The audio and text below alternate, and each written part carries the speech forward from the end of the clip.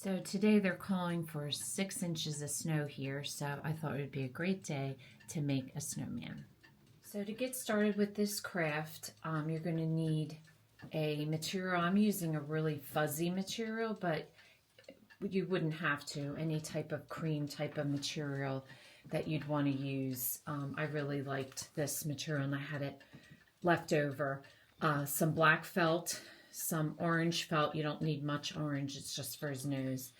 And you want a pretty long piece of scrap fabric, or I'm using a green and red plaid fabric, but you want it long enough because it's going to wrap around him twice. And then to fill him, the bottom, I always like the bottom to have some weight to it. And I've used this material before and I really enjoy it, working with it much better than like rice or beans or stuff like that. But this is the walnut shells, and you can get this at a pet store. They're used in like lizards and stuff. But it makes a great filler. So we're going to use a little bit of that in the bottom, and then you're going to finish off with your polyfill. So you're also going to need a sewing machine. Apologize for the cuckoo clock going off. You'll need a sewing machine to sew him around. So pins, fabric scissors, and then for his eyes, I'm choosing to use some small beads, and I'm also, and I'll show you when we get to it, but I'm also going to use the fabric paint, and then some thread. Doesn't matter what color, but a lighter color, but you're really not going to see the thread, and a stencil. Now my stencil, this is the shape of my stencil, so I cut it in half and then I folded it over to get the other side.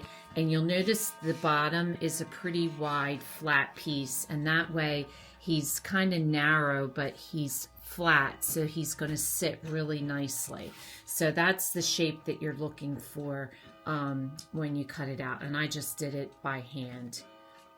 So I took my stencil and I cut 2 pieces of the fabric out, and we're just going to put the pieces together, line it up, and then pin it so it stays in place, and you're going to sew this.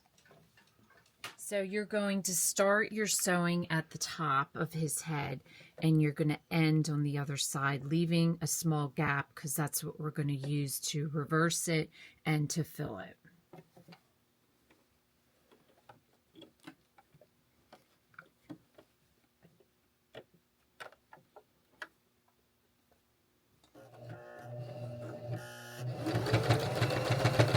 You've sewn it up, now you're just going to push this fabric through and reverse the whole thing. So your next step is to fill the bottom with your filler, and if you did choose to use the walnuts, I use a funnel. Just put your finger over it and then put it into the hole, and then just let it go in. You just want to fill the bottom so it gives it some weight. So your next step is to then fill the entire thing up to the top with your polyfill. So this is what he should look like once you have him completely filled. You want to make sure you pack it in there really well, and you're going to have a hole in the top.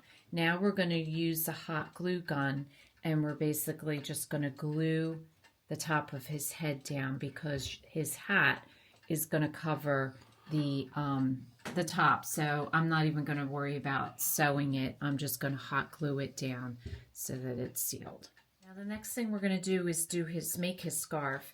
And to make his scarf, it's going to be about 1.5 to 2 inches wide. I put a little cut in the top of my fabric, and what I do is just tear it. You just want to gently go down, and what this does is it gives it that rough edge, which I like. So if you don't want to do that, you could use felt, or you could use anything that you want to make his scarf, but this is how I made it. So you just want to rip it all the way down to the other end.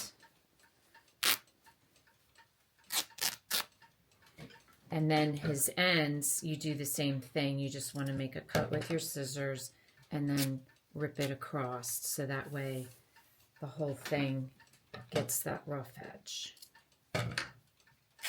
Now the next step is I'm taking just a piece of thread and I'm going to tie it around where I want his neck to be. And I'm just going to wrap it around several times and pull it tight just to make that indentation for his neck. And then we're going to cover that with the material for the scarf.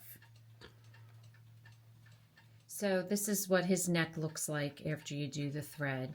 And now we're going to make his hat. I just cut an oval.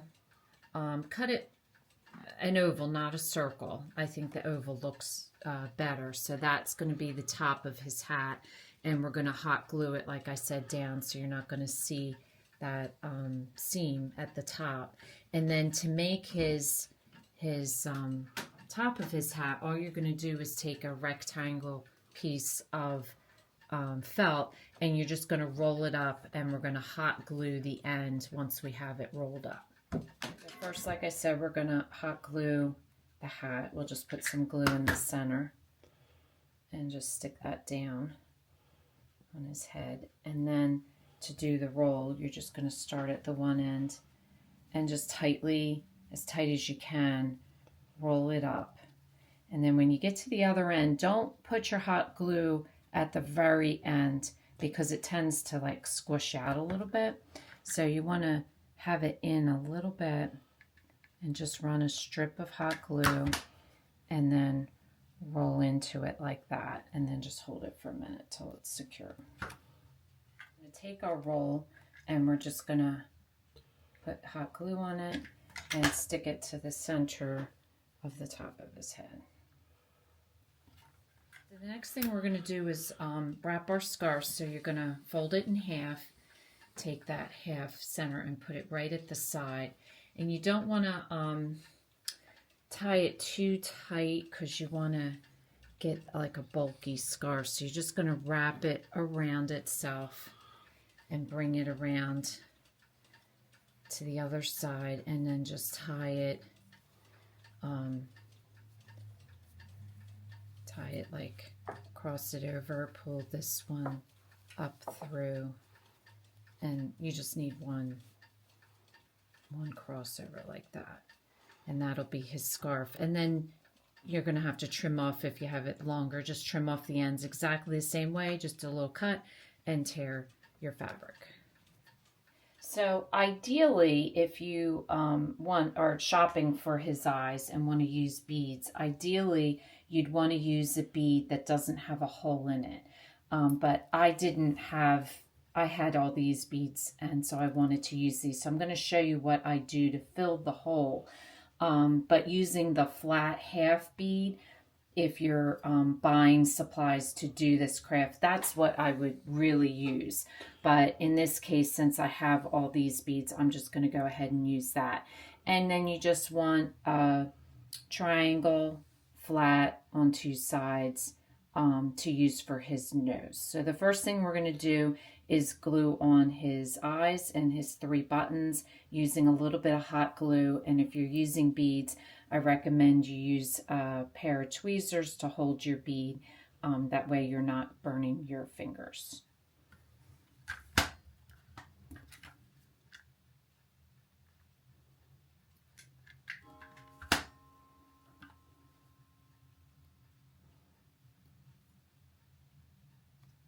So once you have your eyes glued on, then you're just going to run a little bit of hot glue down the side of the